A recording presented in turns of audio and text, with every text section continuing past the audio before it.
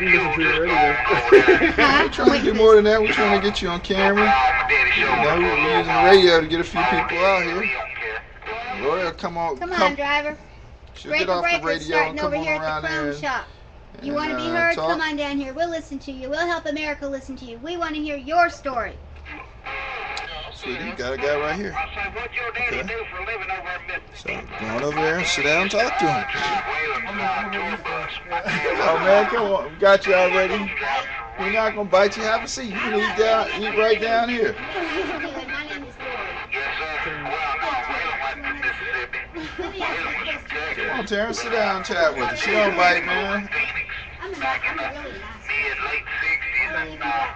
My dad went to work for Wayland around 68, 69. Terrence, have a seat over there, man. We can't see you from over there. Here, here's the microphone. Have a seat. Go ahead, man. Huh? Terrence, you gotta get closer, man. There you go.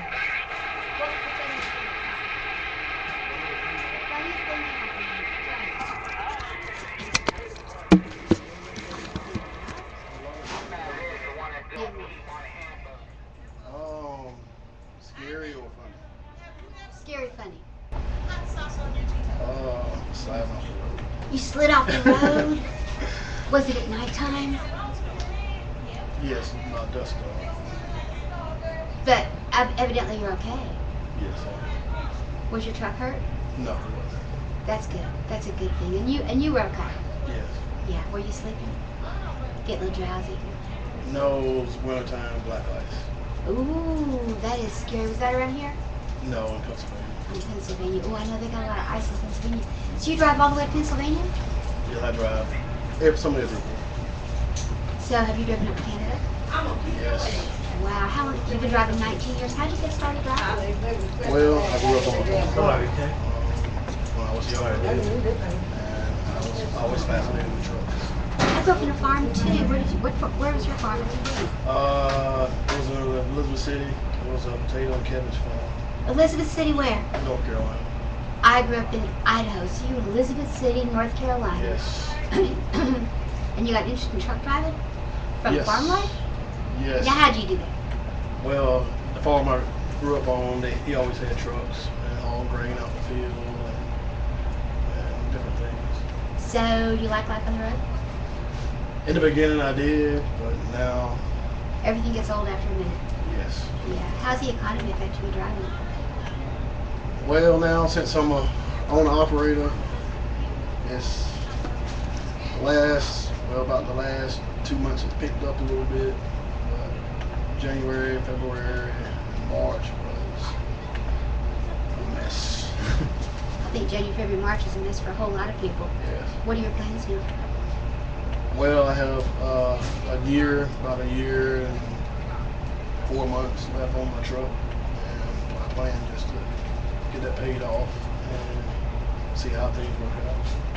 Are you trying to raise a family while you're doing all this?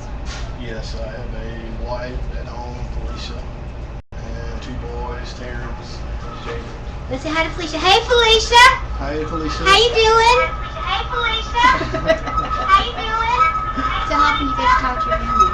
Well, I talk to my family every day. Get on your cell phone? Yes. So does Felicia have a few with you?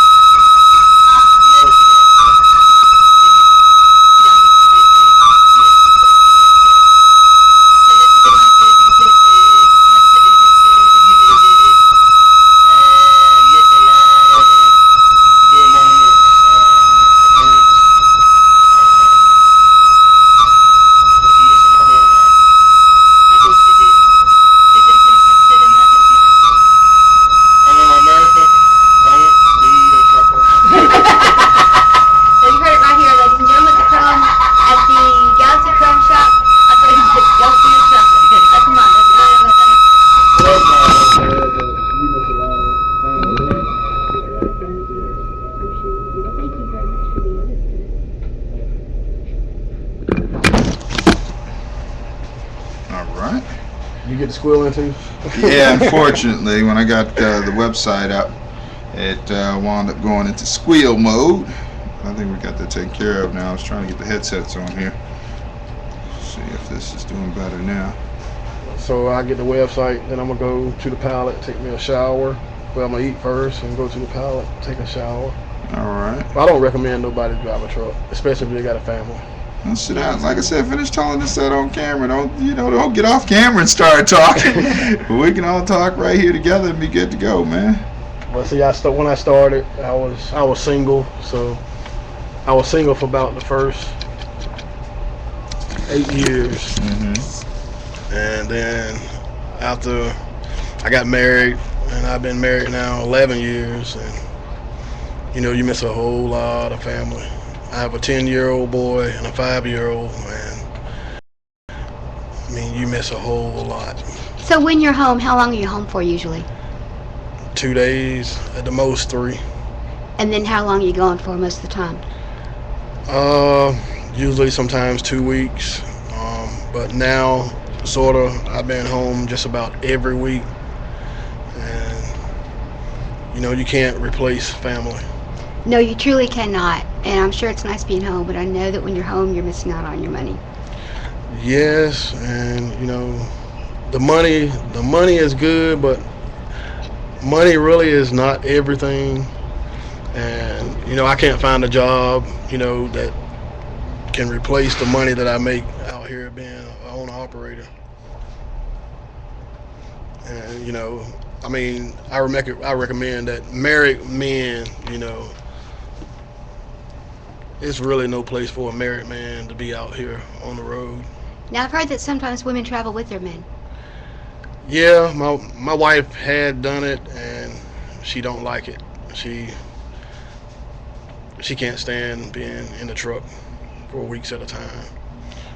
She came out here with me one time, and we stayed out about 3 weeks, and she enjoyed it the first week or so, and then after a while she got tired of it.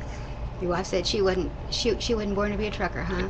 No, she wasn't born to be a trucker. So you said you were gonna wait another year or so. Then what do you think's in the future for you? Well, after I get this truck paid off, my intention is in buying another truck and put another driver on the road and still run this truck. You think that's gonna work these days? I don't know, but life is a gamble, and I mean, I'm willing to take a gamble. If you decided to get off the road, what would you see yourself doing?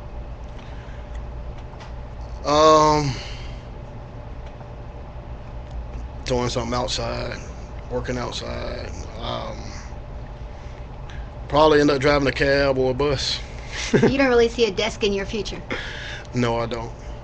I'm an outdoor person, and I went to college, junior college, and that was my major, business, and I can't see myself inside. I can't see working inside. Being inside feels like I'm closed up, and I can't work with somebody standing over me. It feels like you're in prison, even working in a plant.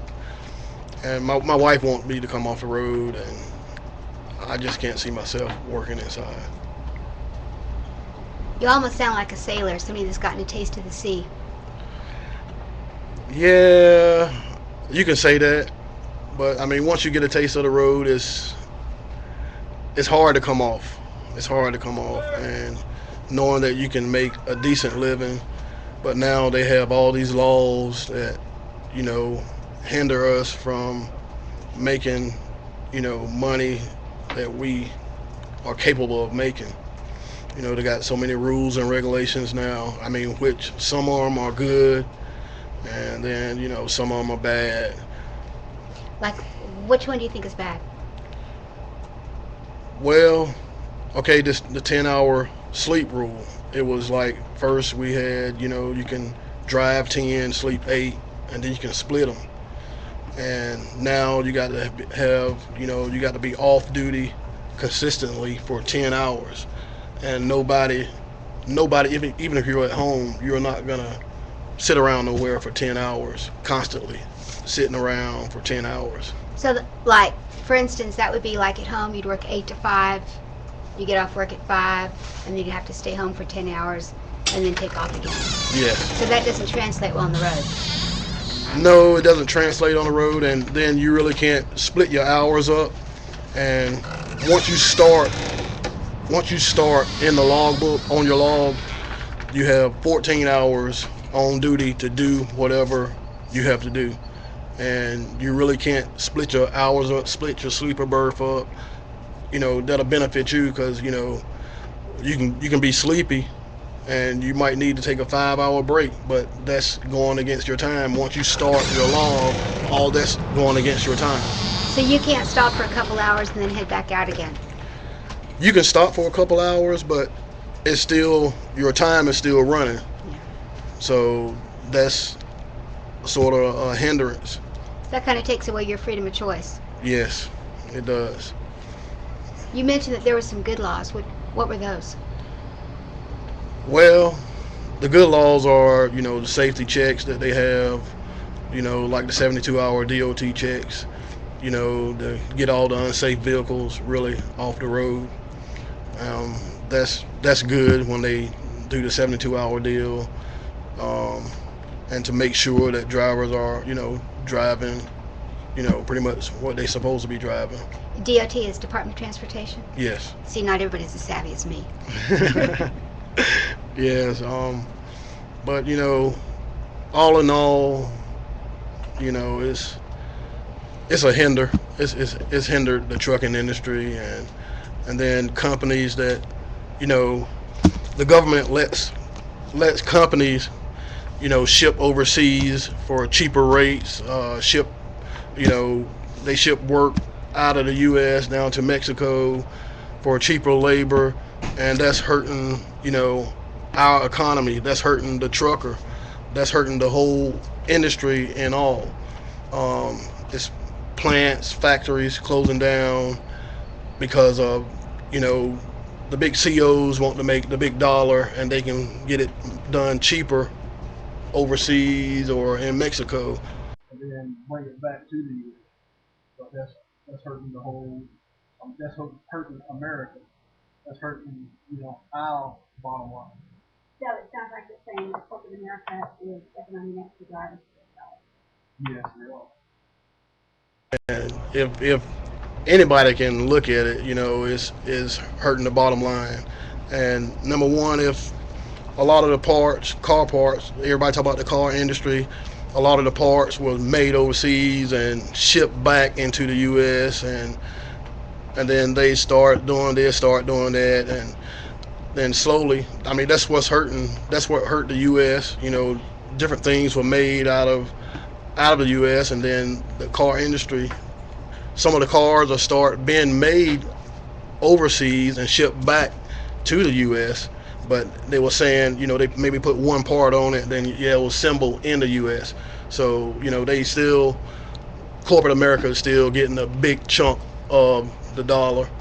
And I believe that if the government had some sort of control over corporate America, to stop them, from shipping, getting jobs overseas. I know we have to do so much, work, with different countries, to stir up the economy, but, they let too much get out, and it's just hurting the U.S.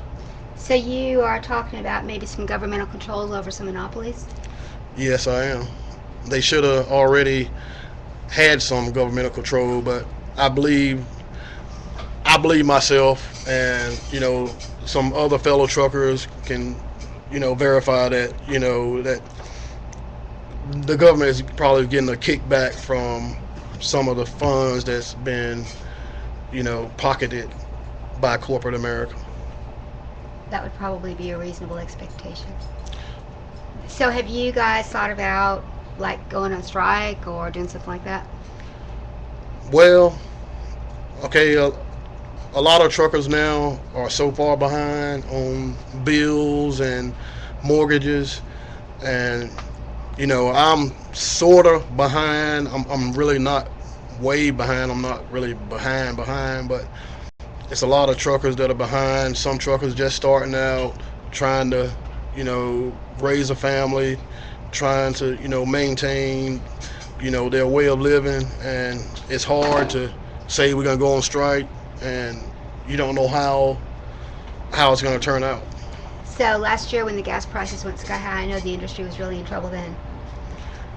Yes, it was, and it's not really changed because the fuel prices are still up, and freight prices are dropping. They said because of the industry, but how can how can a trucker make money with the prices? The fuel prices are still up high, and the freight is down low. Okay, on an average now, an owner operator on an average is making like anywhere from a dollar to $1.50 a mile, and some of them are making probably about 90 to 80 cent a mile, and that's no money because you got to figure, it's going to take you about 70 to 80 cent to run your truck, a mile, and that's no money really to to run a truck. What were you making 5 years ago, Mel? 5 years ago, I was driving for a company. And driving for a company 5 years ago, I made about $60,000, between $50,000 to $60,000 driving for a company. And that's a year? That's a year. And now? And now, I'm about at 65 right now for the year. And that's still no money. Not in today's economy, it's not. No. And that's, 65, that's gross before all the expenses. So did you guys see this coming? Did the truckers see this downturn in the industry moving up? Yes, a whole lot of us had seen it, and sometimes I wish I never got the truck, but I'm in it, so, and I always wanted to have my own business, and I learned the industry, and this is what I said I wanted to do, and I'm gonna do it. So you realized your dream? Yes, and this is my dream, and I got to put it to work. You realized your dream and your trucking success story. Yes. I guess you can call it a trucking success. Well, nobody could really foretell the future, though, could they? No, they couldn't. No. Okay. Thank you very much. Thank you. All right, man. I appreciate it. That was fun. Thank you. You're very welcome. Now the website. Let me give that to you, sweetie. If you work the radio for me, there you go, right on there. Ustream Poetic Images. That's the website. Okay. Okay. Hey, drivers out there at the Galaxy Chrome Shop, come on by. We just finished this wonderful interview. Come on by and tell me about it. Tell somebody that cares. Help us get your story out there. I'll try to get some drivers in here. Yeah, I appreciate that. I'm gonna talk to the Tell them I'm not as evil as what I say. I'm gonna tell the old man beside me and see will he come in and. Okay. Drivers, come on up here to the Galaxy Chrome Shop. Come tell us your story. Get it out there. Yeah, got a cigarette for you. You're gonna sit there on the radio, please. You said you wanted to help. I helped you out, brought the cigarettes in, so you can do that. Brought the cigarettes in? Yeah. Okay, where are they? It's right there in that ashtray, sweetie. Hey, drivers, come on up here to the Chrome Galaxy Shop, or the Galaxy Chrome Shop. Come tell your story to America. We want to hear it. Working a video sweatshop here. Yeah, thanks. Come back, driver. We are the members of the Breaker Broadcasting Company, brought to you from Poetic Images.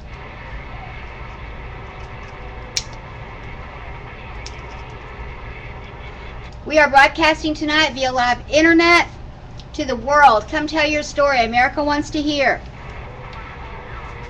And I'm trying to put this thing up to my ear like I'm talking on the phone.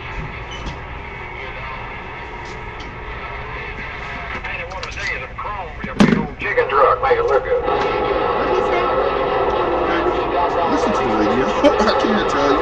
Just listen. Well, I guess I ain't no blowjob.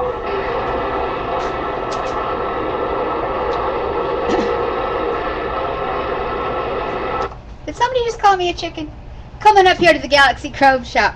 Come tell us your story, drivers. Come tell us the good parts, the bad parts, what you change, what you keep the same. Come on up here and talk to us.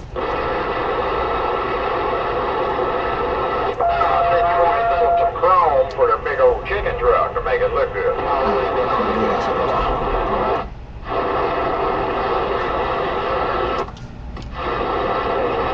Come on, drivers, step right up.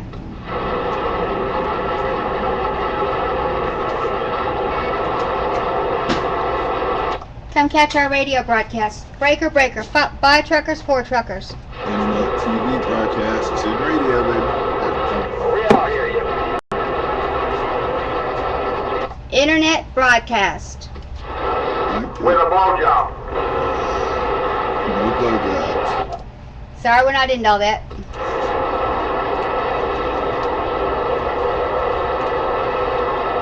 I might get one, but he's not.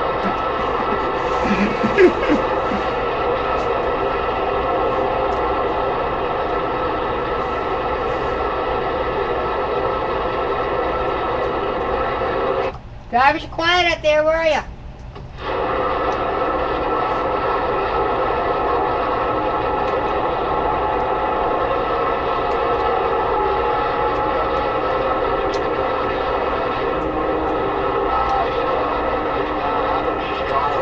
That bobtail, JB, you got it on?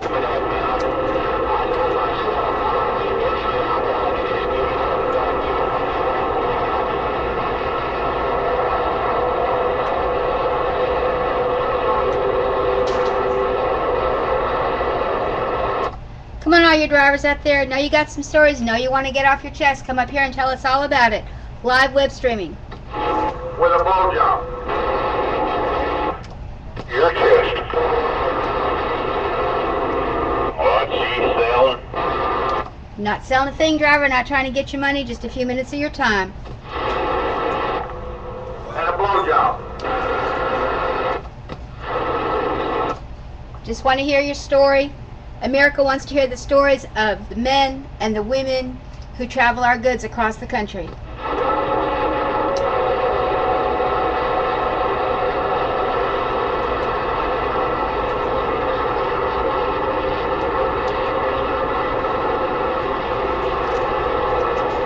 Come on, drivers. I know there's some folks out there that want to be a star, get a chance for your friends and family to see you back home. Come on over to this Galaxy Truck Stop and let us talk to you and hear your story. I'm already a legend in my own mind. Well, come be a legend in my mind. He say he's a legend in God's eyes there. Come on. Bodyguards, anybody out there want to get their tanks and wheels professionally cut and polished today? The high-speed buffer and jewelry to clear mirror finishing shave-in. Spring by Adam's Chrome Shop, across the street from the Flying J. Hey, drivers, nothing to buy up here. Yes, there is. We're up here at the Galaxy Chrome Shop. We're doing a live internet broadcast. We want to hear your story. Tell us the funny part. Tell us the sad part. Tell us your frustrations. Tell us your hopes. Come on by here. Let us hear from you.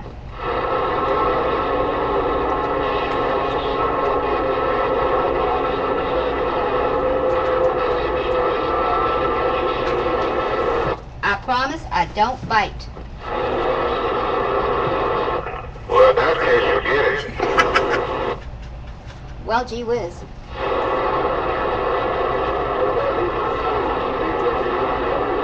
I'd be so nervous and so scared he wouldn't know what to do with it. Don't be scared. Don't be scared. Come on up here. You want to talk on the radio all the time? Come talk to America. Come tell America how you feel. How do you feel about the economy? What has it done to your trucking business? Come up here and tell us.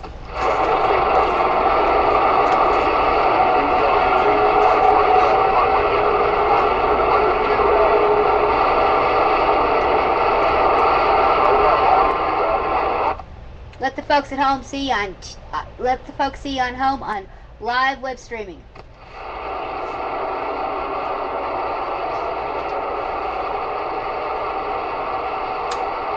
Hey, this is better than Star Search. You already won. Just come in.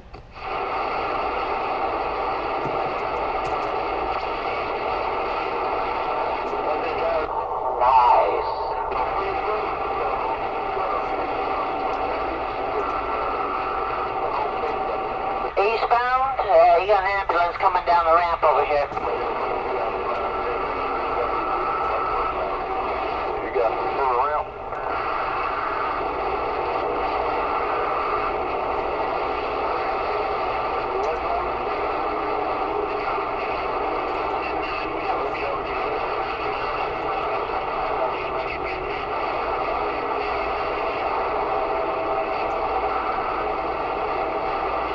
Come on, truckers. We just had a interview spot open up. Come on down and tell us your story.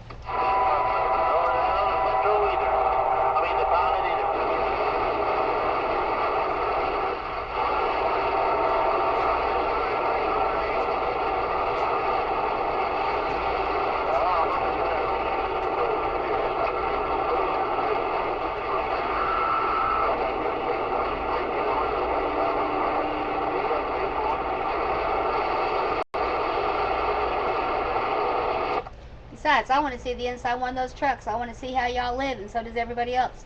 Come on down. Tell us about it. I'm here at the 5J. He's looking for a trailer to pick up.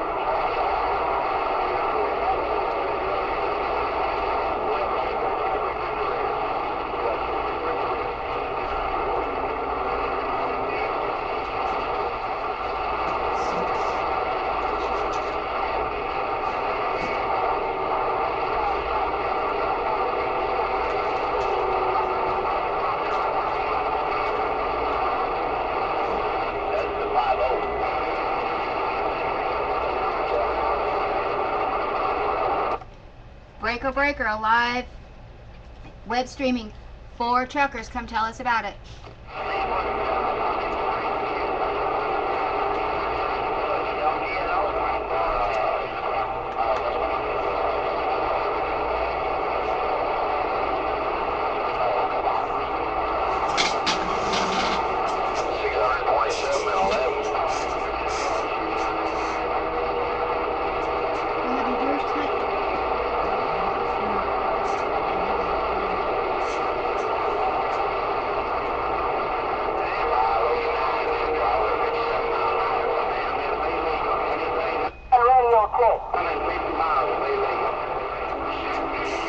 We got any lady truckers out there? We got any lady drivers out there want to come in and tell us how life is on the road for a woman? I know we all want to know.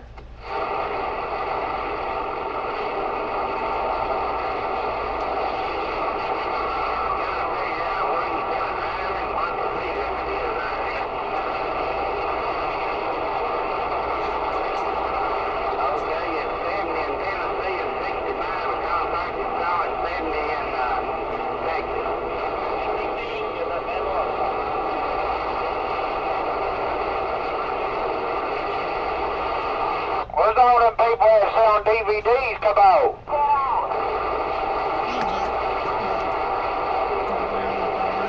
Huh? Yes, sir. They're on probation.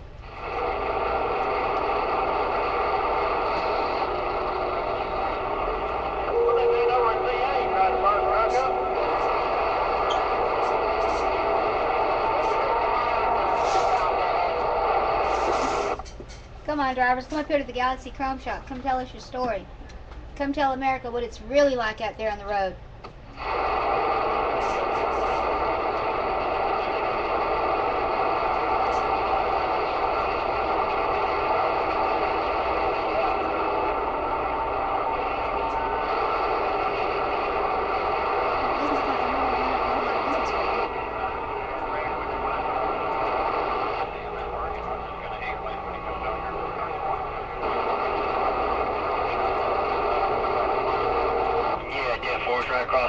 Flying J in. Yeah, 10-4. You looking for the coat shop or the polish shop? Go back. Yeah, it's just right straight across the street in the Flying J in. Break 19 for those drivers out there in the Galaxy Chrome Shop parking lot. Come on in and talk to us on air right quick. Give your friends and family a call back home and tell them to watch you on our internet TV show Breaker Breaker.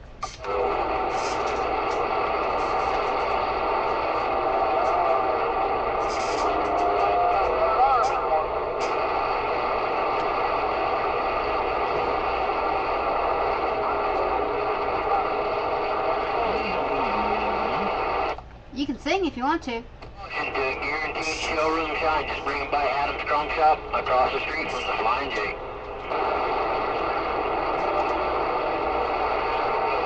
Big boy.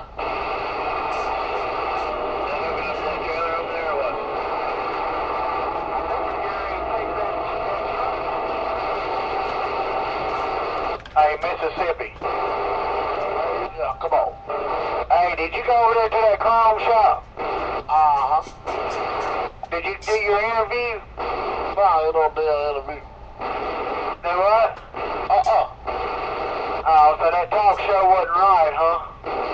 I ain't even go outside and get a hug with that crackhead bastard. Yeah, it is a talk show driver. They interviewed me over at the Chrome Shop right here. Yeah, it's a real show driver. They got real cameras, everything. They want to hear the trucker's view. You know, they want to hear from the trucker. They want to see how it's going, you know, in America, you know. And, you know, if we stick together, everybody get on TV, you know, you can be heard. You know, if one or two do it, you know, it won't accomplish nothing. But if everybody stand together, everybody stop saying, you know, it ain't gonna help, it ain't gonna help, it ain't gonna help. But if everybody stand together and do it, you know, it'll help. But if one or two do it, it's not gonna accomplish anything. We got a crackhead over there, crackheads around. We couldn't, people are afraid to go over there. Hey, you know again.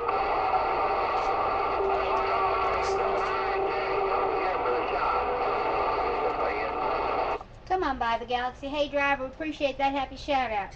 Folks like you going to help us turn this thing around.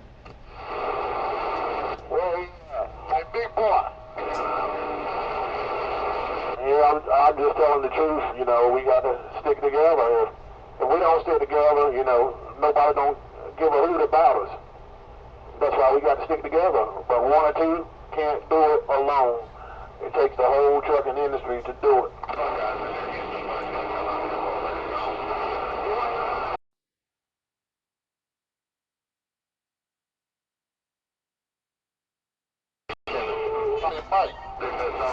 That's what it's about, truckers. Don't talk about it, be about it. Come on up here, tell us what it's like. Come on up here, let yourself be heard. Where are you at? Galaxy Chrome Shop. We got the Galaxy Chrome Shop over here. If you at the pallet, just look behind the fuel line, you'll see the sign there, Galaxy Truck Wash. Just come park in the parking lot. And the Chrome Shop is right here, right across from Whataburger. You know, the truckers, we need to be heard, and somebody please come over here and talk.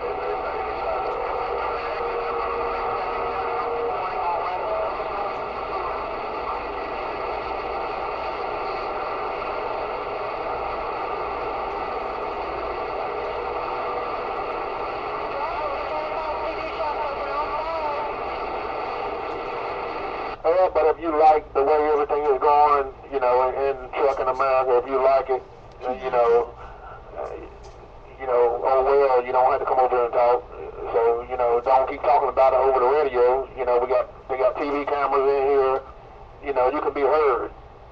So it ain't no need to talk about it over the radio. You might as well come talk on TV so you can be seen and be heard. What TV channel is it on? Over here at the Galaxy Truck Wash Chrome Shop, they interviewing, you know, for TV and on the internet, you know, about trucking America, and you know, about how the industry is going, and you know, you need to be heard. So, you know, all y'all truckers come over here to Galaxy Truck Wash, Galaxy Chrome Shop, and be heard. Yeah, Diet What Coke? TV channel is it being broadcast on? Huh? It's live web You don't know if streaming. you have Diet Coke? So it's not on TV, it's on the internet. It's on the internet. Goes a whole lot further than TV. Hey, Gator.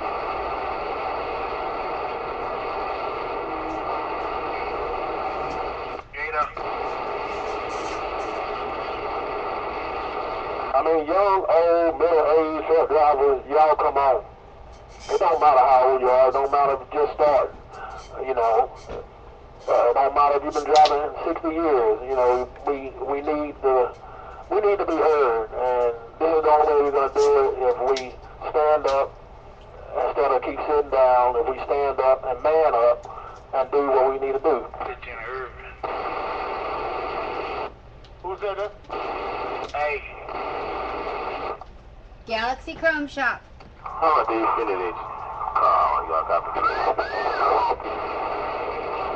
How about the parking lot, y'all got me?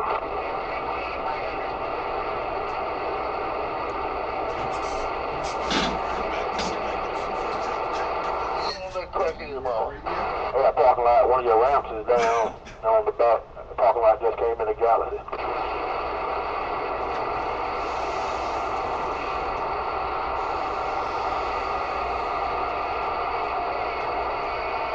Yeah, that was me doing all the talking. The one y'all just interviewed, Terrence. That was me doing all that talking, right? Terrence, I know the voice and love you to death.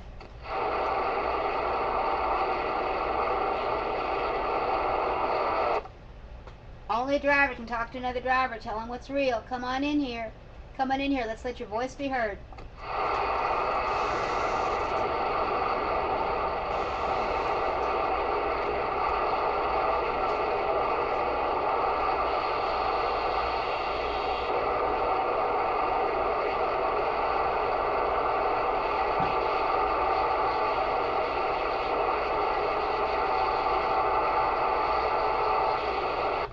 Let your friends and family, your loved ones at home see you on the road, hear what you have to say. Give them a shout out, tell them you love them. Come talk to us. Come tell us what it's really like out there. Somebody turn that country shooter up. Stop rolling at you.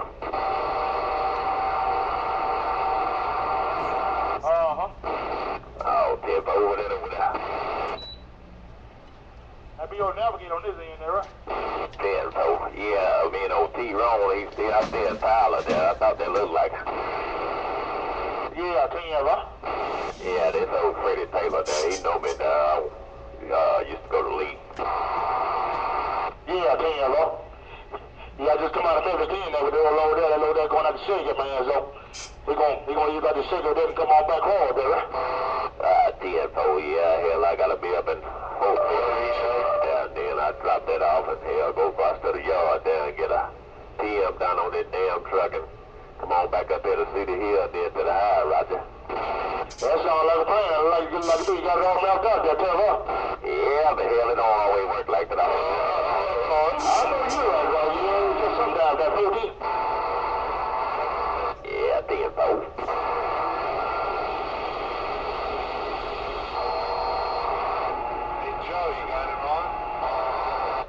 I thought he was still doing that old book thing. Now I think you just drove a few rounds trying to make it look real good for DOT, man. What do you think? Yeah, that's what I'm basically doing over here. I got stopped there on that 72 hour there on 64 there. He told me I fudged my log, but come on. Hey, Joe. Yeah, what did I do? Yeah, he couldn't prove it there. Hell, the only thing he can do is write me a warning there. Hell, I did leave 4 times I was speeding there. Hell, he gonna ask me what I'm doing on 64. I said, well, I don't have to go 20 there. I should be able to go on either road I want to. That's right.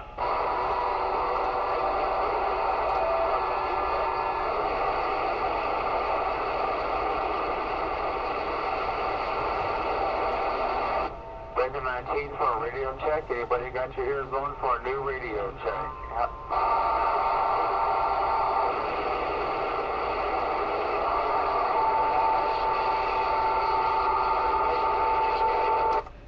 drivers, come on over to the Galaxy Chrome Shop. Come tell us how you're feeling tonight. Come tell us what you think about driving. Come tell us what your problems are. Come tell us what you like. Live web streaming. Well, my Chinese come. Hey, that girl sound pretty good, man, but I don't know what kind of heavy trust that come out. No, that sound a little shaky that come out. I knew you were, driver.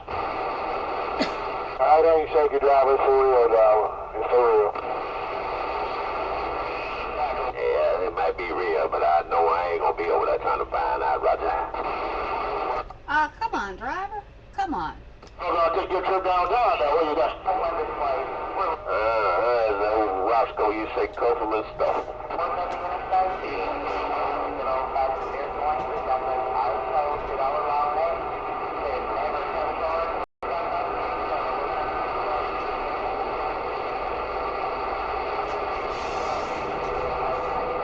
How are you? How you doing tonight? You guys guys that install CDs? Do you install CDs? In regular rooms? I don't know. Let me ask this fella. Hey, Rick. What? I don't know either because I don't work here. Hey, drivers, come on down to the Galaxy Chrome Shop. I'm going to say that right in a minute. Come tell us how you're doing tonight. Come down and tell us your story. That's how you know something wrong. She don't give a shit how I done. Yes, I do.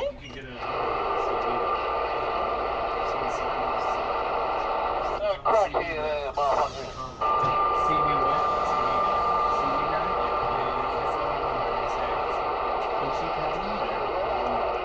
Come on, where's my big, bold, bad, brave drivers tonight? Come on down here and talk to me. I'm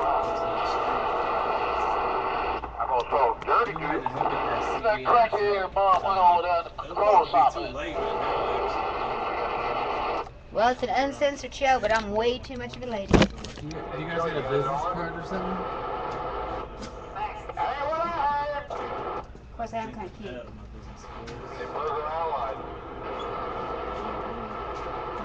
Damn, she take kind of. I'll get some big old her stuff. Phone numbers? Yeah. Is the phone number here? Cool. That bitch, she got a big old fat ass on her. There's a lot of ignorance out here. There's a lot of big fat ass on driving this phone. Lots of ignorance. Come on, driver, bring that hate on up here. I want to hear it. Come on, tell America how you really feel. Yeah, who's calling? The big boy. Yeah. See what? I know when I was a driver, back in the day, pilot used to be a big old mess. Yeah. How long ago did you drive? This was probably back in the 2005, before they cleaned up the side streets. I worked for Digby, and then I worked for Gaining Transportation Service, and an excellent company. They kept me busy. I had nothing bad to say about them. You know, you wanna Digby went out of business. And, share your stories on the road on camera with us, man? You want? what would you like to know? Go on over there on that side, baby. Talk to him. We'll hook you up. You have your seat. It's over there. I don't drive anymore, but That's fine. We'll still take the stories and you can share with us. Hey, Lori, what's your name? Hi, I'm David. Hey, David, we're so glad you came by to talk to us tonight. Hi. So you said you don't drive anymore. You did it one time?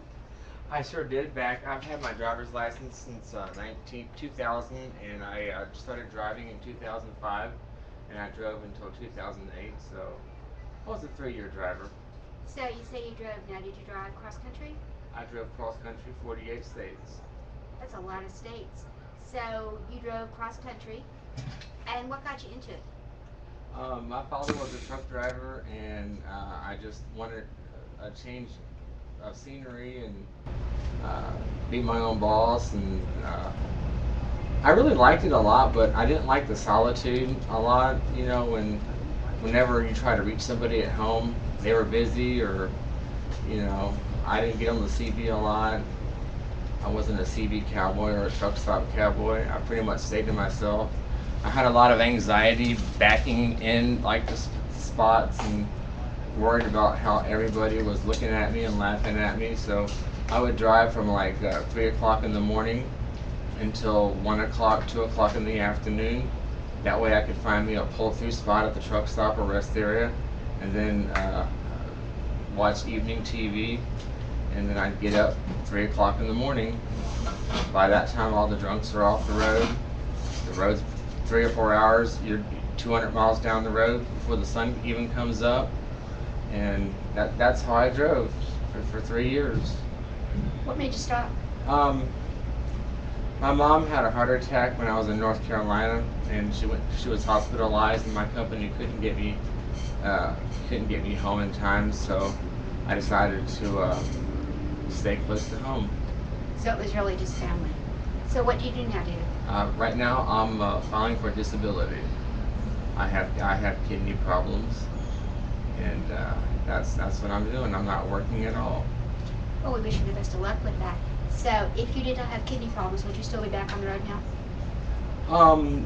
I definitely would be. I still have my license, and if I didn't have the kidney problems and my mom was, still in good health, I'd be back on the road. And I'd probably be working for Gaining Transportation Service out of Grand Rapids, Michigan. They were an excellent company. They kept me busy. They didn't bother me. They didn't hound you, and it was an excellent company. So what did you like best about it, do you think? I know you said you felt kind of isolated. What did you like best? I like being out on the open road when that bubble opens up in front of you. There's no cars in front of you, there's no cars behind you, and that kind of bubble stays with you all day long, and you can just, like, the day flies by. Some days when you're driving it seems like everybody's in your way, and like everyone's driving crazy, 70 miles an hour, bumper to bumper, and I like those days when it was chilled. I bet you have some stories to tell. Oh, I definitely have a lot of stories to tell. Even being a newbie driver for 3 years, I have a lot of stories to tell. When I was working for Digby, which is no longer in business, out of Laverne, Tennessee, I was coming down Interstate 81 during a big ice storm, and I was going, 20, 30 miles an hour, and all these trucks just kept passing me by. There was ice coming off. There was ice forming in the like stalactites on the mirrors and stuff, and they kept passing me, and truck after truck after truck was, down in the ditch, and it must have been about 20 trucks that were, off in the ditch. These were deep gullies too, some of them crashed into. So I was a slow driver. I took my time, and I didn't tailgate, and I didn't have any accidents. I had a few mishaps in truck stop parking lots, taking mirrors off. Oh no. But I didn't have any accidents or, with any civilian population. Did you ever get pulled over by the police? Yes, I did on the Ohio Turnpike, and I got caught going through the wrong toll booth at a toll bridge on 301 in Maryland. And it was at sunset like it is right now. The sun was in my eyes, and I could not see the sign that said all trucks must use right-hand toll booth. And I went through the toll booth, and the cop got me, and on my driving record it says failure to yield to a traffic control device. And so that makes it basically look like I ran a red light or ran a stop sign or something. But that's what I did. I went through the wrong toll booth at a toll bridge in Maryland over the Potomac River. Did you have to pay a fine? Oh, definitely. $300, and it's still on my record right now. I was doing, on the Ohio Turnpike, I was doing 71 and a 55, and I know better, but sometimes when you're under pressure, it just your speed kind of gets away from you, and when you have it on cruise control, it just seems like you're just trucking by real slow, and I just was careless and got caught, and the Ohio Turnpike is notorious for police, so. Did you feel, when you were on the road, did you feel like the police were just waiting for you? No, I did not. I pretty much kept my, I pretty much went by the law and kept my books up on time and did what I was supposed to do. I didn't keep 2 or 3 books like some drivers do. Some drivers, keep 2 or 3 books and they try to make the most of the money. But I just waited for my $500 paycheck every week, and I would just drive and during when my 10 hours were over, I would shut down. If I was tired, even during my 10-hour shift, if I was tired, and I would pull over and go to sleep. My dispatchers would get a little upset, but safety would back me up when it gave me. So you felt like just taking your time and putting safety first got you through. That got me through it. That definitely got me through it. I bet that is a philosophy a lot of truckers could use today. I bet it is, because they are under a lot of pressure. These loads need to be here yesterday, and companies, dispatchers don't understand most dispatchers don't, drive trucks or even know what it's like to be in the cab of a truck on a good day or a bad day. So I think the best dispatchers are people who have actually driven behind the wheel. I'm not a driver, but that would make sense, to be led by somebody that knows what you're doing. That's right. That's right. I asked my dispatcher if he's ever been behind the wheel of a truck, and he said no. He's only been to college, and I don't know what courses they take. Maybe they might take a geography course or whatever in college. Dispatching 101. Just that there is no such animal. There is no such animal. But my dispatcher was his name was Joel, and he was a really cool guy. Whenever things didn't go right, he was like, "This is not good. This is not good." But I can't help it. If I was tired or I was sleepy, I would pull over for 20 minutes, and if the load got there late, it got there late. I'm a truck driver. I don't arrive early. I don't arrive late. I arrive exactly when I'm supposed to. So by using that safety philosophy, you didn't get in trouble? You got your loads on time? Most of my loads were definitely on time, and especially the hours that I kept driving from 3 in the morning until 2, 3 in the afternoon. I avoided a lot of traffic, and I made a lot of good time. So you slept in your truck? I slept in my truck. And the only reason why I would drive those hours is because I would have the road to myself.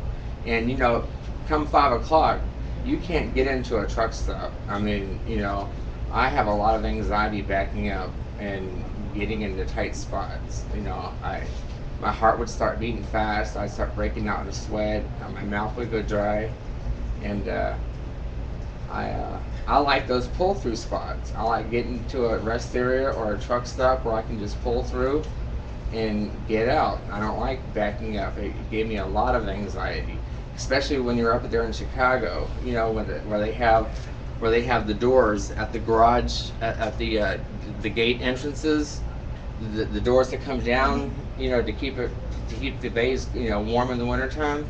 When the sun's behind you and you're trying to back up into a black hole, and you have this much distance on either side of that brick wall, that's very difficult to do. And sounds almost impossible. It is impossible. In fact, I've had some drivers actually, when I was a newbie, do you want me to do it? And I'm like, yes. Yes, please do it for me. But yeah, they drivers, back in the day when my father was a truck driver, truck drivers were a brotherhood, and people on the road, respected truck drivers. And nowadays, just because there's so many different types of drivers out there, and so much stress, and so many companies that just really are dollar generated companies, they don't care about safety, and it's a money making industry, and there's a lot of pressure.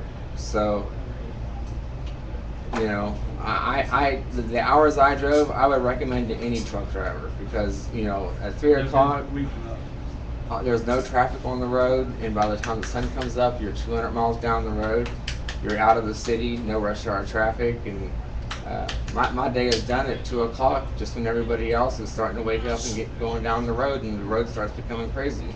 Sounds like a wonderful free life. It is a free life, and the solitude and the isolation. You know, it seems like when I wanted to talk to people and I'd call home, nobody was available, or nobody, had the time to talk, and the loneliness kind of got to me.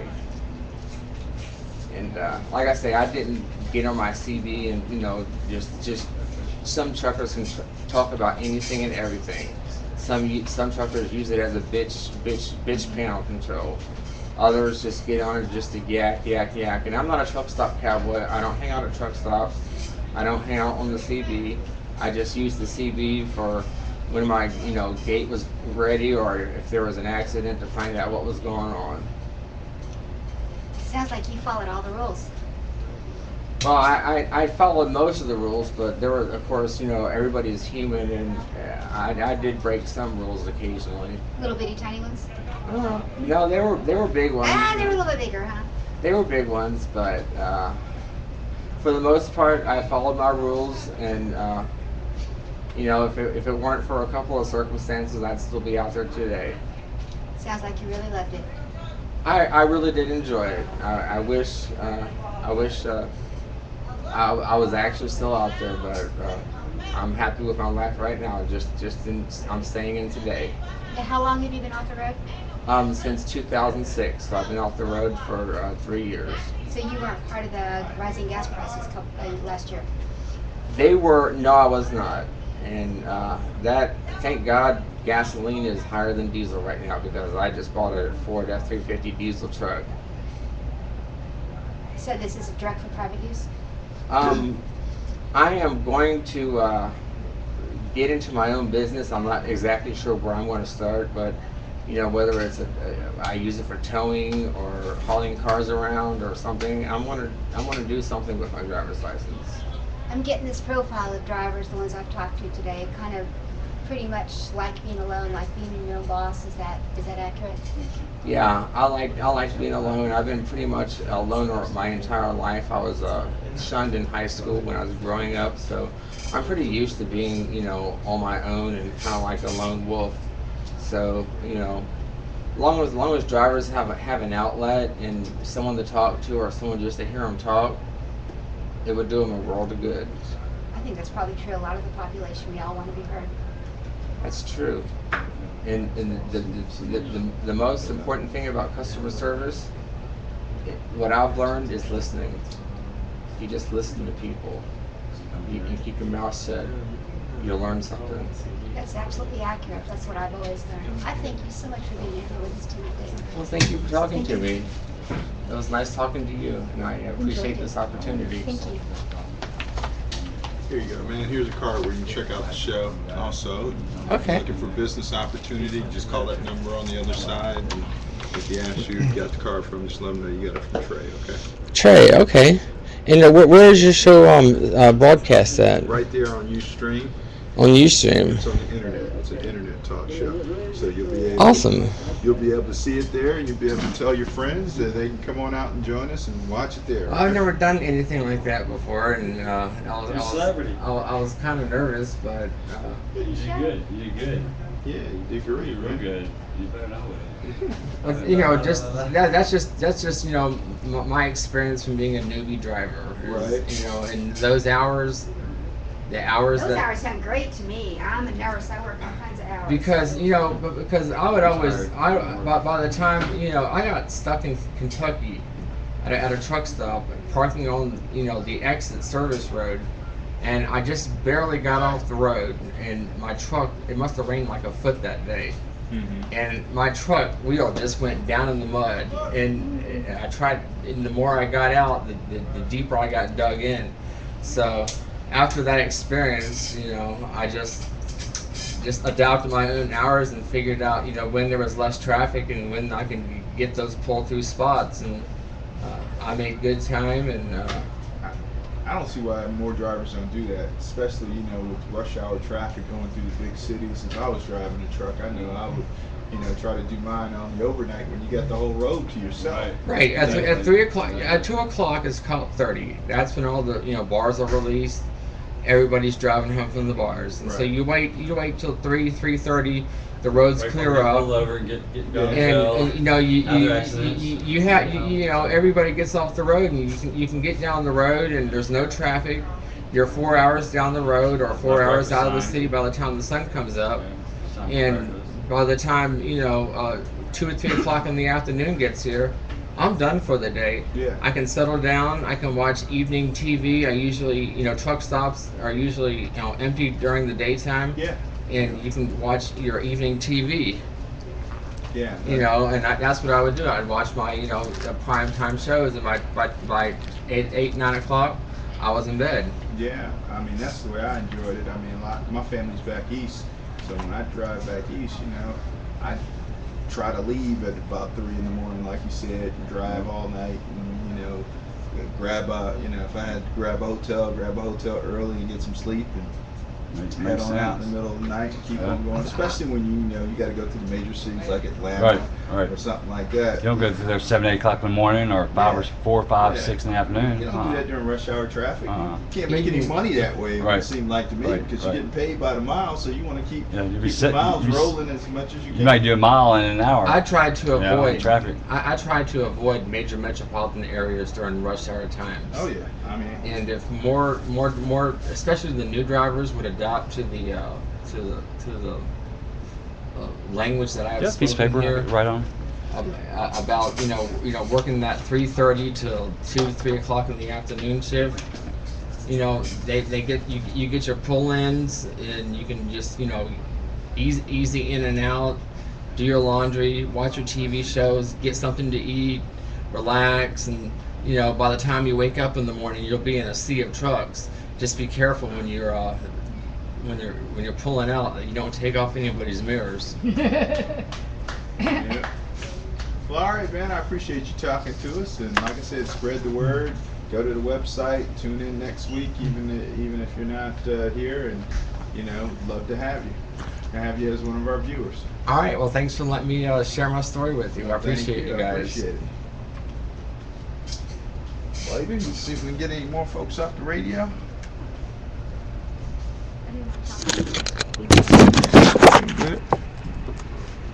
So the CB guy is here in the mornings now. Yeah, RJ, he did some work on my CB. He's a good CB guy, and he's here in the morning and usually goes up toward Denton, because he lives up in Denton in the evening. But if you catch him before like noon, 9 to noon. Okay. yeah, noon, All right. noon, really 9 to about probably 2 o'clock, 2, Okay. 3 o'clock. Hey, where's the restroom at? Go out that door right there and make a right. All right. Thank you. Thanks for chatting with me. I appreciate it. Thank you. We appreciate you. I'll be dog if she didn't bring me a home plate over and gave it to me. I thought that was really cool. Hey, driver, come out to the Galaxy Chrome Shop. We got an open interview slot for you tonight. Come tell us how you feel. Come tell us what you think.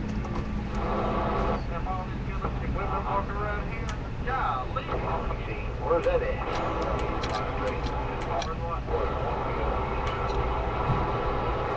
Galaxy is running for the Super Why? Wow, what a burger. Come on, drivers. Come on out here to the Galaxy Chrome Shop. Come tell us your stories on the road. You got something funny, you got something crazy, you got something mad. Come tell us. We want to hear. Live web streaming. Just tell the first one driver, the one that walks up the front of your truck, tell them get the hell on, and you don't want to be bothered. That's all you have to do, tell them. Tell them get the hell on, you don't want to be bothered, right? You copy that white Bravo. Just tell them get the hell on, you don't want to be bothered, right? Yeah, that's what I plan on doing here as soon as I get parked. I got no money, I don't want to do nothing. I'm married, got a ring on my finger. Johnny, it's Scott Hayden. Y'all got some good polish in there? At a strong shop. No, you need to go in there, driver, and tell them your story. Tell them the trucker story. They're trying to interview truck drivers, but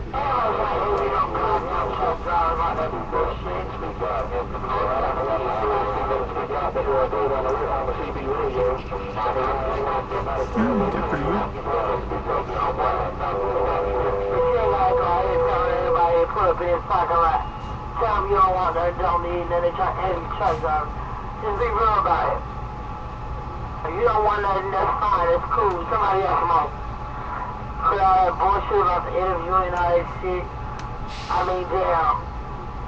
Keep it real. Everybody here on their grind, everybody here trying to get some money just like Tom.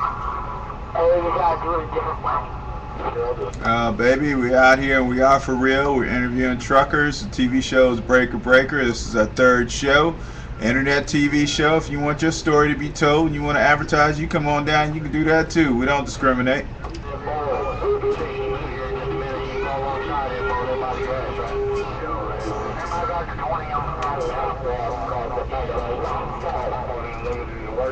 I was going to tell her about little Johnny, but I don't guess she wants to hear it. They're about to shut it down.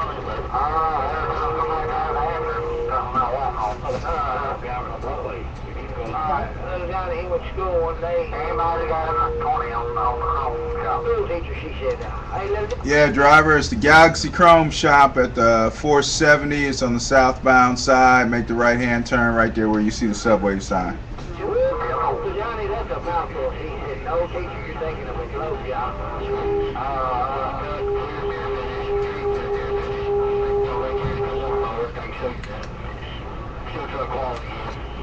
You just got out of that blue ring sticker. You better go look at it again.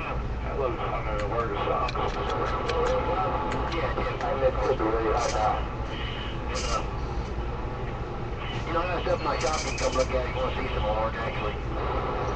Come on, drivers. I see a few of you guys in your trucks out there in the Galaxy Chrome shop parking lot. A few of you standing around. Come on in. I know you're waiting on that barbecue sandwich from that barbecue man. You should have gotten it already. Come on in and talk to us. Here's 10 o'clock in the morning. Talk about what? Big truck, eastbound. Talk about whatever you want to talk about, man. You right now they're talking about that new national health care for everybody. I know ABC was sitting up there talking to Obama in the White House today. Why don't you come in and tell us and tell the president what you think about his national health care plan?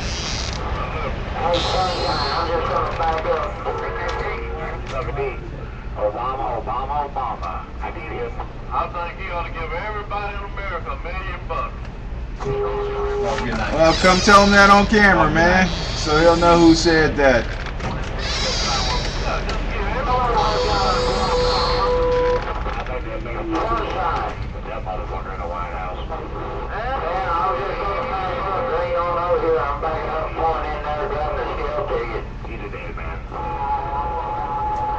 Everybody gets $1 million. Be done with it. You can't make it up that $1 million, you don't get no more. That's it. I'm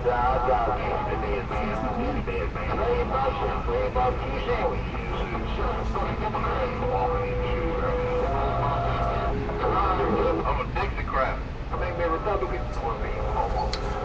Well, come share your political views with us, Mr. Dixiecrat, and maybe you can get some other people to join your party.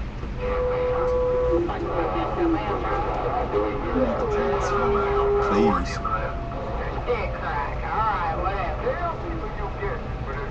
Come on, National Freightliner. I saw you just pull up outside the door there. Come on in here and give us your views, your opinions right here on the internet TV show Breaker Breaker for truckers.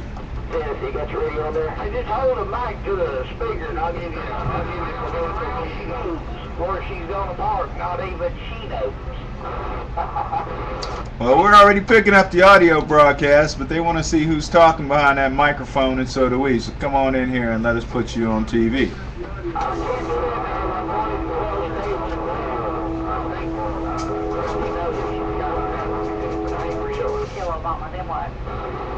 What they need to do is another terrorist attack and kill about 200 or 300 people. Put me on TV the other day. I have all kind of cops over there. You don't want that. You ain't been pulling up around a pickup. We've been doing this show for about 3 weeks. We haven't seen any cops out here while we've been doing it yet. Yeah, what they need is another terrorist attack. I heard they planning one. Come on over here and share your views, man. Don't hide behind the microphone. Get in front of the camera and let us all know what you think. All those drivers out there, the white boys talking that bullshit. I ran and got pissed off. They planned another terrorist attack. They're going to kill about 150,000 you white bitches. Don't say y'all going to talk that shit then. People to openly serve in the Damn it. That's the same shit they said during 9/11. They said they were going to do a terrorist attack. Motherfuckers on the radio talking shit. You see what happened? I'm just teasing you. I'm just playing, that's all. There ain't no white boy talking that bullshit then. Subscribers. 4 years in a row. What's going on, man? You gonna join us for our internet TV show today? Nah, I'm going here buy some Chrome. Oh, come on in, buy some Chrome, and talk to us a bit. Let us know what your opinions are on things. Oh man, I know that's not even right. Where's your friend like this? What are you looking for, Chrome-wise? Like switching Sounds speakers? like you got a lot to say out there, driver. Come on in here and save the camera. Step on inside the shop there and ask the guy behind the subway bar. He'll be able to tell you. We just working the internet Don't be TV show scared. today. I don't know where anything is in here. You gotta stay strong or why don't let's switch I ain't even 5 feet tall and I ain't never scared. Come on in here, drivers. Come tell us what you think. Look at that black man pimping that white bitch. That'll tell you black power, motherfucker. Hey, driver, bring that hate up on in here. Come on, bring it up on in here. Well, the whole thing is, I'd come over there and I'd get on here and I'd tell them my political views if I had any. I really don't, but I don't know, I just think. But it wouldn't do no good. I mean, you know what I'm saying? It just wouldn't do no good. You'd just be wasting your breath. What's up, man? You gonna come join us on our TV show today? Wait till another terrorist attack. You ain't gonna be talking that bullshit. Come on over here and join us in front of the camera, man. Tell us what your views are and what's going on out there in the world. What the hell is he talking about? Good Lord. Now listen though, this is my political view. If all these big truck companies like I want you to talk to us, man. Come on over here. get together. So you might not want to hear what Yeah, we do, man. This is your opportunity to share your opinions, man. Come on and talk to us for a minute. We want to hear what you got to say. We've been out here talking to the truckers. My name's Lori, and you are? My name is Paul. I'm not a trucker. You're not a trucker? Just odd and But you're out here to stop what by. are you doing? I was looking for that man. You're out here to stop by. I'm down here quite a bit. I live in the neighborhood. So, do you know many of the drivers around here? Oh, I don't know any of the drivers. don't know any I'm not drivers. a trucker. I don't drive. Well, I don't drive trucks either, but I know a lot of drivers. I don't. I just use. I never come back here. I never come back Well, here. glad I you was just. stopped by here I tonight. was looking for that guy there in that hat there. Who you hiding from? That camera. So how do you feel about the truck stops out here in your community? You say you live out here in the How do community. I feel about the truck stops in the community? Yeah. I feel like they're necessary. I mean, we can't keep the country moving without them. Uh-huh. You know, so necessary evil, so to speak. You gotta have them. Gotta have some place for the drivers to hang out. You know? Right. I don't really have a problem with the trucks per se. It's maybe some of the extra traffic that goes along with it isn't necessarily all that desirable, you know. But Elaborate on that. What do you mean by the extra traffic? What extra traffic don't you like that you see that's going out See, here? folks that don't hang out like yeah. we do don't understand. Exactly.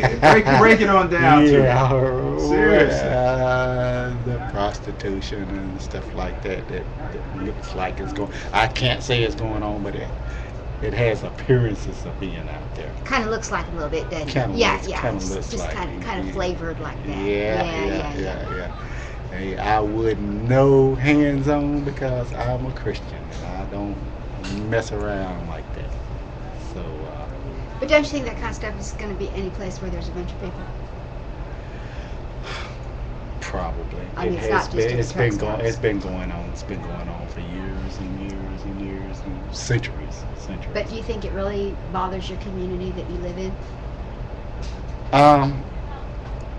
Crime has a negative effect on any community, no matter what it is. Doesn't matter what level it's on, whether Right. it's street level all the way up. Crime, period, has a negative effect on society. So, but do you think the truck stop brings more in to your community? Yeah, there's more definitely more foot traffic. more foot traffic. But like I said, anytime, you know, if you got drugs and prostitution in the neighborhood, it's gonna happen whether you got trucks or not. Yes, That's true. gonna happen whether you got trucks or not. But the unfortunately, sometimes the truckers have a tendency to traffic people in from outside areas, and you end up with extra people in the neighborhood rather than you know, the natives, so to speak. You know. I hear you think they might be just bringing in a little bit, kind of importing some negative influences. We'll say again. Importing negative influences. Right. Yeah. Yeah. But for the most part, you pretty much like it. Like. You like the activity around the truck stop, not the negative part. Oh well, I can't say that I like the activity, but the trucks, I don't have any problem. Like I say, That's good. without the trucking industry, we don't have a country. You know, Exactly. so Right. no, I don't have a problem with that. Don't have a problem with that. But any aspects of crime need to be. Do the trucks make a lot of noise around here? Not enough to bother me. Not enough to bother me. Beats living at a train station? Beats living at a train station? Near a train station. Yeah, well, yeah, probably. Yeah. Probably a lot quieter than trains. Well, that's good. I'm glad that you live around here and that you stopped by to talk to us tonight. No problem. Great. It's good to talk to you. God have a blessed day. All right, guys. You guys just came in. Can we get one of you guys talk to us on our TV show? It's a show about truckers for truckers. Give you a chance to say hello to your friends and family back home and give your opinion about what's going on. I mean, Obama's talking about national health care, so I know you got an opinion on that. Come on down, man. Don't be bashful. I'm not really an opinionated person. It seems Come to on get down. you Come on over here on this side. I got a pretty lady that wants to talk to you, man. And, you know, come on over and talk to us for a minute. She doesn't bite. You don't bite. Well, I'm not much of an ass. I'm Lori. Lori, get him over here on this side. What is your name? Yeah, there you go. My name's John Jones. John Jones. Pleased to meet you, John Jones. So what brings you to the Chrome Shop tonight? Needed some parking. The pilot is overflowing. I'm picking up in Saginaw, Michigan. Not Michigan.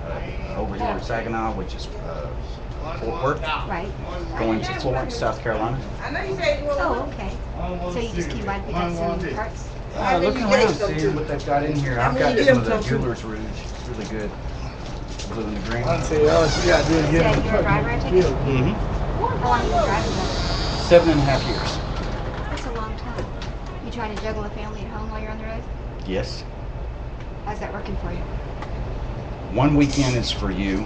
The next weekend is for her if you wanted to work and have a garage. Okay, I've what's done- the garage for? I've done a survey.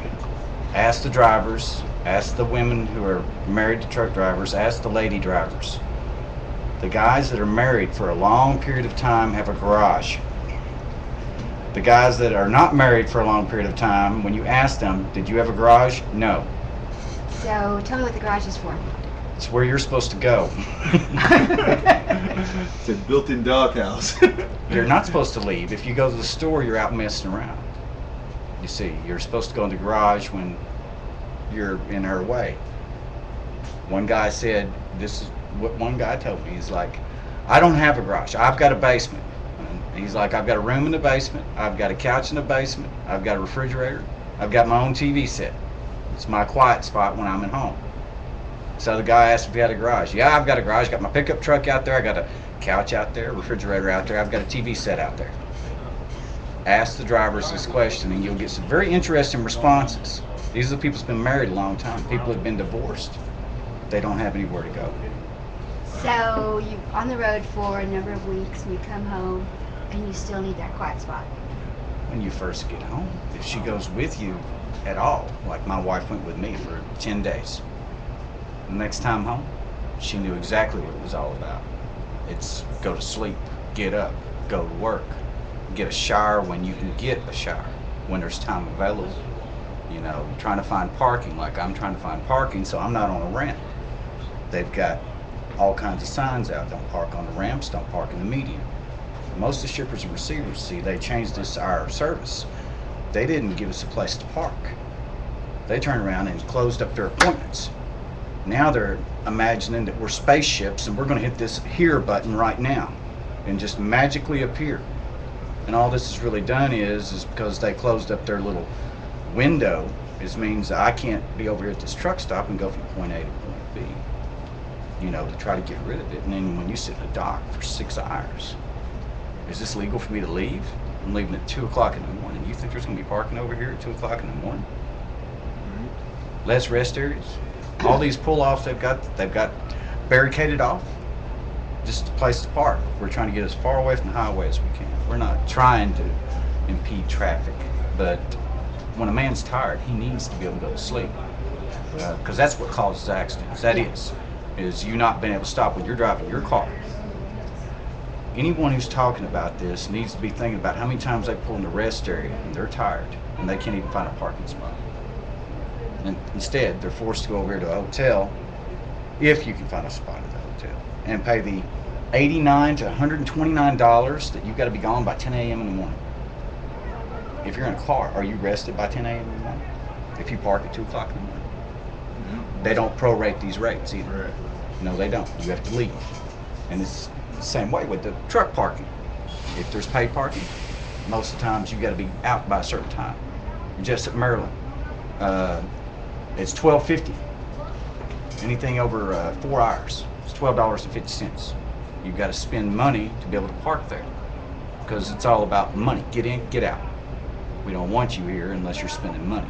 And that's where it goes into, you're talking about drivers being tired. How about a place to park where you're not charging me to try to be safe? We're being charged to be safe. There's not enough rest areas, places for us to park. There's a lot of families that are having hard times. Dude sitting out there, he's waiting for his pickup or delivery, you know, he's got to wait. I've got to wait to get home too. So how do you feel about the no idle laws that a lot of states have now to try to reduce the emissions and help clean the air and stuff like that? That truck is a 2010.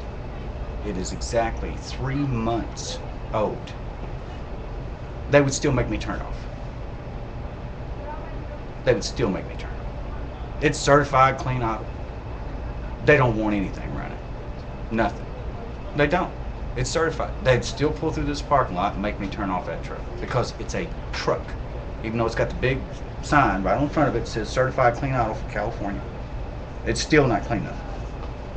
It's over here regenerating. It's got the cleanest system that there is. It's brand spanking, but they still don't want idle. And explain to us, what does clean idle mean, or what have they done differently so that it's cleaner emissions? Because, you know, most of the time you're driving down the road, you see all the diesel smoke coming out and all that kind of stuff. So that's from the trucks that have been turned back. That's what it does to your motor. None of these manufacturers for these engines, none of them certified. That truck's supposed to be turned back past the factory specs. What do? These companies think turn back your motor so it goes slower. Slower speed limits. Best example. I'm going slower to get through your town because you've got a split speed limit. That means I'm shifting more. The more I'm shifting, the higher the revolutions for the motor. The higher the revolutions, the more it's putting out. If I was at a steady speed going through your town, I'd be out of your town quicker. Now I'm slower. Now I'm impeding traffic. Now I got hit in the tail by a car. Now I'm trying to get away from the ramp. There's 4 or 5 of us in a line. Someone's coming off the ramp. I'm trying to move over. Now here's every chance. Every time you change a lane, there's a chance of an accident, isn't there? Mm-hmm. Every time. So you've got all this other stuff you're looking at. Idle time, being charged for parking, idle air, being charged for that. Not enough places to park. There's not enough freight, even though they say there's a lot of freight. I mean, look, everybody knows the economy's bad. That means there's less freight. When we're busy, the economy's good. That's just all there is to it. And when you look at what's going on at home too, everybody's got mortgages. A lot of them own their own trucks. They're losing their tail. And the situation's more dire than they act like it is. We try to say that it's not. We try to hope things are getting better. In some ways, they're getting better, but we need to be producing more stuff. That's why, yeah, it's a bad deal about GM and Chrysler. It is, but they knew it was coming. Ford knew. Did Ford need any money? Why didn't Ford need any money? Because Ford already manufactures the turbo diesels in other countries. One of the drivers went overseas, rented a Volvo turbo diesel. He drove it for an entire week with a family of 5, luggage for 5. He said it's by the liter over there. He spent $20 and drove a week with a turbo diesel that would burn rubber. They tried to get back over here and tried to buy it. You can't buy it here. They've already got the technology. They sell it in other countries. They don't sell it here. Why is Ford manufacturing these vehicles overseas to sell overseas that they do not let them sell them here? There's a lot of rhetoric about we need to develop it. It's already developed. It's nothing more than there's some red tape going on about why you won't sell the vehicles that you're selling overseas that are already getting the mileage, that are running better. Why aren't you selling them here? I mean, it's out there, and it's just being hidden. It's something they don't talk about, you see. That's what it is. It's rhetoric. There's a whole lot of politics that's going on. There's a lot of red tape that's going on. But the issues are confused because they're political. It's politics. And there's red tape. And what's ended up happening is this GM, unfortunately, it's biting them. It's coming back to bite them. They should have made the cars that was getting better fuel mileage, that wasn't breaking down. Yes, you got to take care of your parts manufacturers. Chrome. You've got to take care of your parts people, yeah. But you could do what Chrysler's been doing forever. The only thing that fits on the Chrysler car is a Chrysler product. Go and buy yourself a water pump for a Chrysler. It's $400. It's the only thing that'll fit on the Chrysler. Why are they going out of business? Different things. It's nothing more than facts. These are facts. It's not my opinion. It's what we hear. If you actually listen to the business shows and stuff. Alternate fuels. BBC had it on the news talking about the new lithium fusion generator they've got. Powers an entire household for a year off of a battery in a wristwatch. Is how big the lithium is. Why don't they invest in something like that? They've got it over there. Maybe we should be doing a little bit of negotiating with the other countries that are a little bit ahead of the game on some of the alternate fuels. You know, obviously they've figured out, let's make a car that gets better fuel mileage, that doesn't break down, so that we don't have to have a service station every 10 miles. Right. We don't have to have someone, you know, a car that doesn't have to be serviced but every 100,000 miles, you know, because it would cut down on wear and tear and actually would let your money go toward health care. If I'm not spending the money on the car and I'm not spending the money on the truck, where would the money go? Healthcare. Right. Because I'd be able to afford it. So, speaking of healthcare, how do you feel about Obama's plan for national healthcare and him trying to help solve and resolve that problem so more people can have healthcare? There's a lot of people that have had a big debate over that. But you know what? Since you were a kid and since I was a kid, all you ever hear about is how good did the government, who did you want to work for? You wanted a government job because of their health care. They have the best health care. That's right. It's being offered. Why would you not want the best that there is? And he's going to make it affordable? Well, yeah, I'd jump on it in a hot minute. I don't care what I'm paying. Right.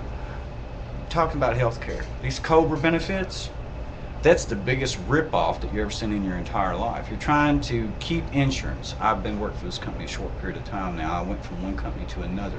The other company showed aspects of shutting down. $900 a month for COBRA.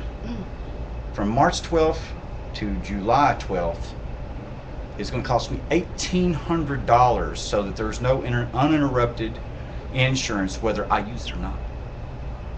Not one dime paid out that they're paying out, but I've got to spend $1,800 just so that previous incidents are covered. She'd had an operation on her knee with her Blue Cross Blue Shield. When we got married, I added her my insurance, switched companies. This company is 30 days before the insurance starts. It starts at the 1st of the month. It'll be the 1st of July before I get my insurance here, but I've got to pay through the 12th of July for the Cobra. $1,800. It's not like you get it back. If you No. Just go ahead and shoot it in the foot. Yeah. How about a discount for people who have to pay Cobra benefits off of their taxes? I could use that $1,800 toward my taxes because my taxes aren't going to be any less. I've still got to pay taxes. Right. They're talking about raising or adding taxes for certain things to pay for the health care, right? Mm-hmm. Well, then how about some deductions that are actually reasonable? Because there's a lot of people that are changing jobs. And the ones that are changing jobs that have pre-existing, you've got cancer, incidences. The only way it covers your new insurance is if you had Cobra. But if you were getting a discount, taxes, even if he gave me 50% off, $900 tax deduction is better than none. Right. Something is always better than nothing. But I agree with the man just because, look, there's stuff he can do and there's stuff he can't do. He's got to negotiate with people, and not everyone's going to be happy. But I'd rather a man tell me the truth than to stand here and tell me a lie and have to back it up. He told me the truth. It doesn't mean he's not trying to do something, but because he's got to deal with other factions, he's being held back from doing what he would like to do. Right. But it isn't because his intentions wasn't there. His intentions were there. I'd much rather hear that than hear you tell me a barefaced lie. No new taxes, and then here they are. Don't lie to me. I can much better deal with someone who tells me the straight shot than to stand here and lie to me. So you're saying basically we sold out, or we've been sold out because countries like Canada and Europe and they got national health care, and it seems to be working good for the majority of their people, but it seems like everybody says, oh, that can't work or won't work, or we don't want it to work in our country. If we took care of these other expenditures that are eating us alive. Mm-hmm. Like what? What other expense? Well, like just on my aspect. Right. This other stuff that's eating me alive, penny enemy. Dollar here, dollar there, dollar here, dollar there. I mean, I go over here to Flying J, get a cup of coffee with my meal. It's all I can do to get it refilled. She's charging me $1.58, and then whenever I get my cup refilled before I leave, it's another $1.58. I'm spending $3 for a cup of coffee. You didn't even go to Starbucks to do it. Well, yeah. I'm being penny-enned to death. Just the little crap is eating us alive, but there's also a lot of taxes that have they actually looked at their tax laws? You know that we still pay the Spanish trade tax right now? Like a half or 2 cents. One driver was telling me about it. He looked it up, and the actual tax records.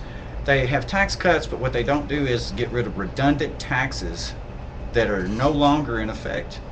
From the Spanish ships, the sailing ships, we're paying a tax from that? Really? That's interesting. Yeah. These are redundant taxes that are just, why are we still being taxed for it? That would be a real tax cut, to get rid of taxes that don't make any sense anymore. Because like they're looking at some of their budget cuts as programs that don't work anymore. Well, how about looking at your tax laws, the taxes that you're actually charging that are redundant? If you eliminate some of them, then that would be a real tax cut that would actually give them more money, even if I didn't see it. It would give them access to more money, because instead of it going to some crazy, was it a $500 toilet brush or something or other? Yeah, probably. Government spending. But no, I think the main thing is, look, too many years they have sucked us dry without putting a dime back in our country. And if anyone thinks that they're going to be able to do the health care, fix these bridges, these roads, without it incurring debt, then they're crazy. Because all these years they've taken and taken and taken, and they didn't put anything back. The interstate system was built, what, 20 years? That's all it took to build it. They've been rebuilding it ever since it was built. And what is it, job security? How about building something, making it good, so it'll last, and then let's move forward. It's 2009. We're supposed to be on another planet by now. According to what the old TV show said. Look at the 1950s TV shows. We're supposed to be much more advanced than we are. We're like in some kind of an ice age era of worrying about gasoline engines. We're not even, it's the biggest deal in the world for us to even talk about healthcare. I mean, It's because you're not dealing with quality, you're dealing with quantity, trying to sell instead of having one item that's really worth it that you pay money for. That's why this Lexus over here costs more than I can spend on it. It's because it's good. You know, stuff like that. You know, it's quality. You get what you pay for. And that's why I like the space shuttle blowing up. Well, maybe it's because it's the lowest bidder. The lowest bidder. You get 1 million moving parts over here, and it's built by the lowest bidder. Maybe it needs to be built by the highest bidder. Maybe they should really consider that when you're looking at, you know, submarines and stuff. Maybe it shouldn't be built by the lowest bidder. Nuclear? Is that what they do over here at these nuclear plants? Were they built by the lowest bidder? I'm really curious now. That's a scary thought when you put it like that. Well, I mean, look, that's exactly what their contracts are. They're based on the lowest bidder, not the highest one with the best safety rating, with the best quality standards. I mean, look, they built the space shuttle by someone who built a car over here that's falling apart, instead of by someone like Lexus that built one that's over here doing 120 miles an hour with a glass of wine that doesn't even vibrate. I mean, it's just perspective. It's perspective. It's a lot of people that's looking at stuff, but they're not looking at it from the right angle. I mean, I have my opinion, you have your opinion, and there's someone else's opinion. Maybe we ought to look at it from the reality aspect of it. You get what you pay for. If you're worried about health care, then you have to think about, you haven't addressed it forever. Old policies didn't work. We don't know if the new policy is going to work till you try it. Right. But not trying didn't happen. If you didn't leave this building to go do something else, then you'd never do anything else in your life. And no plan means nothing happens. And we can stay in this situation, you can sit here for the next 5 years, and have you went anywhere? No. And we can stay with the same healthcare system, and in 5 years, the only thing you're going to find is that the cost of living out there, which is the price of that healthcare, is going to keep on going up. Yeah. It's not going to go down. I'd rather make a bad decision and learn from it than make no decision and get nothing. I mean, look, our country's based upon taking a chance, isn't it? Yeah. A lot of people are afraid of taking a chance. Doesn't it seem? Yes, it does. A lot of them are afraid of change. A lot of them stuck in the old ways. But how can we progress if we're over here in a stagnant situation? Isn't that what you hear about? Mm-hmm. What is it? The Indians. Over here, not the American Indians. These other ones that's over here, the Aborigines. Right. They all stick to themselves. Have they advanced? No. They don't want to advance. It's because if you're in a culture that stays in a certain situation, just in depth with each other, you become stagnant. There's no advances. You've got to have outside influences. So it's not bad to communicate with the other countries. It's not. Unfortunately, I mean, look, we have given away a lot of money over the years. Maybe we need to look at it from this point of view. I mean, look, the amount of money that you gave away for the last 10 years, how about for the next 10 years, we give away less than half? Don't mind helping other countries, but it is a known fact. I can't help you if I don't help myself. Right. If I'm doing good, you're doing good. Right. I can help you much better if I'm stable. I'm unstable. Does that mean that I can still help you? No. But I'm still doing it. How long is it going to take you to get up on your feet because you already need help? How long is it going to take me to get on my feet when I've just depleted what assets I had? Twice as long, 3 times, 4 times. You got to stop sending money. You got to cut it off, cut some of it down.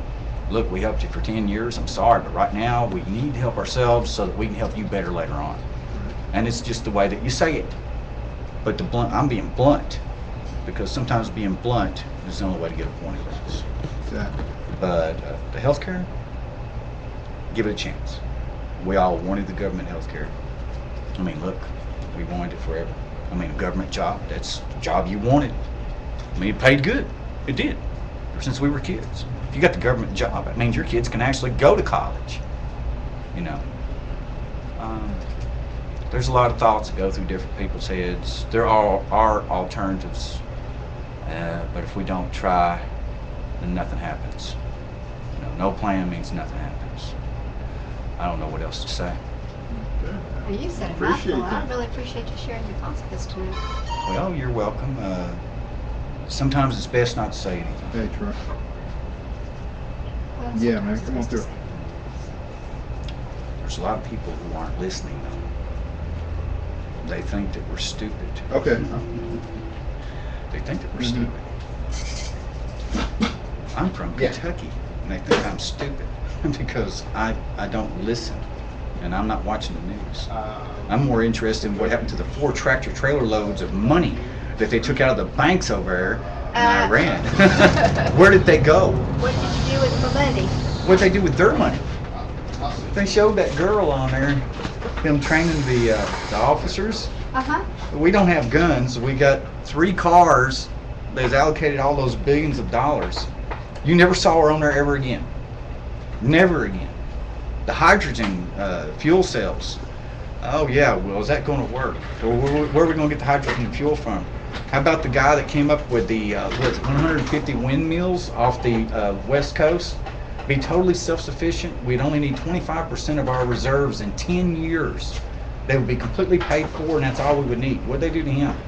He was shut up, paid off, gone. He's on another island somewhere. No. There's stuff that comes out, but then you never hear anything else about it. Like that fuel cell I was telling you about that's the size of a battery. Lithium battery. Run the household for a year. I mean, look, there's stuff seeping through their little cracks, but some of us are listening. We're listening. It's Well, maybe disappointing. more and more of us will listen. It's disappointing. It's disappointing because there's stuff that's out there that they try to hush up, and they're focusing on issues that are redundant. Look, you're going to do something about the healthcare or you're not. The fine edges of it aren't going to be decided by you and me. It's going to be decided by these politicians. But the issue itself, whether or not you should do it or not, is something we should have a vote in. Yeah. But we're not going to be able to tell someone, because I'm not a Harvard dude. I'm not going to be able to nail you down on specifics about every bit of it, but you can't. If you don't try, nothing I have to happens. go to Harvard to understand it, though. Most of the people that go to school have no common sense. My wife has degrees and degrees and degrees, and I tell you what, she doesn't know how to turn off the captions on the TV. Oh. And she thinks the world's a wonderful and beautiful place and that people don't lie.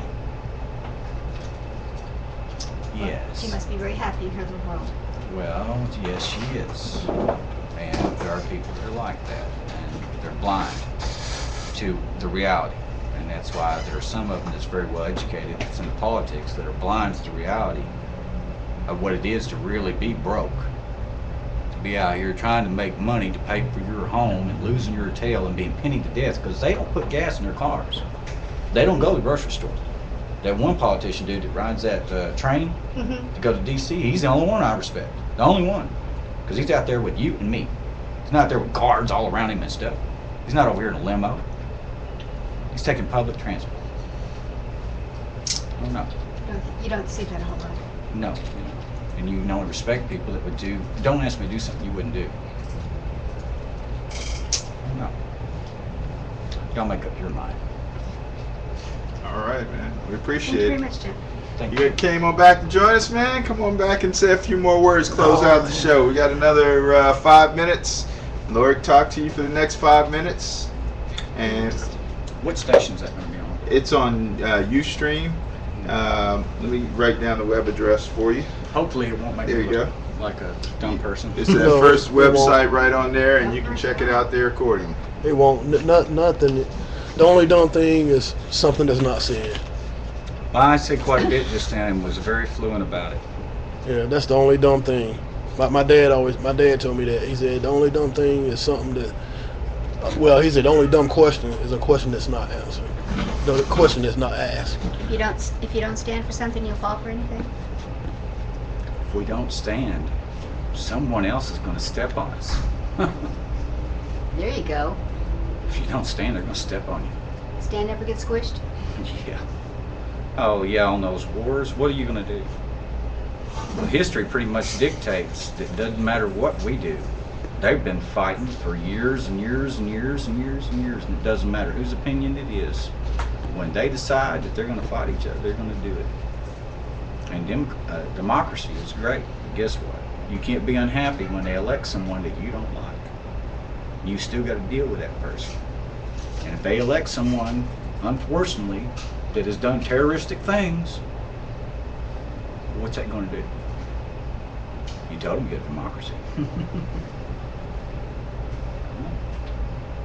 Yeah. That is so true, so true. They've been fighting each other forever. Probably now they don't even know what they're fighting about. It's about 3/4 of what they're fighting over seems to be religion. It's And the other quarter is probably money. the other quarter seems to be about food. Ah. Doesn't it seem to be food? I know Power. religion and money are the two things that we tend to fight about the most. It used to be about money. Sometimes it's about food. But who rules a man? The person who feeds him? Good point. You can be broke as can be, or you can be as rich as can be, but who's going to actually listen to the government? It's someone who's actually had food. Broke people that are hungry don't listen to people who have it. That's true. They don't. The person that's feeding me is the person I'm listening to. You need to really consider that. I don't know. Fill my belly and I'll listen to you. Yeah. Well, I don't know. What was it? They had that in Black Hawk Down, Right. Mogadishu. Right. What'd that guy say? We've been fighting for thousands of years. When you're gone, we're going to do the same thing. Right. And what were they doing? They were fighting over Food. food. All this violence and stuff is nothing more than to make people do what you want them to do, and it's all about we'll either do it with the stick or the carrot. There's the carrot or the stick. There's reward, or we're going to beat you down. So what are they going to do with Iran here? What are they going to do? Is there a carrot or is there a stick? Let's drop the other shoe here. You're going to use force, or what are you going to offer? Right. Well, thank you so much. We appreciate it. And I think we're going to go ahead and you can sign off for another good week on the show. And Hey, we appreciate you joining us here at Breaker Breaker. Come on out, drivers. Come on out, meet us next Wednesday at the Galaxy Chrome Shop. Come be heard. Come make your opinions, your voice. Come out. If we all stand together, we might get somewhere. Thank you very much, and we'll see you next week. all right. I might have her take that off the internet. Yeah. We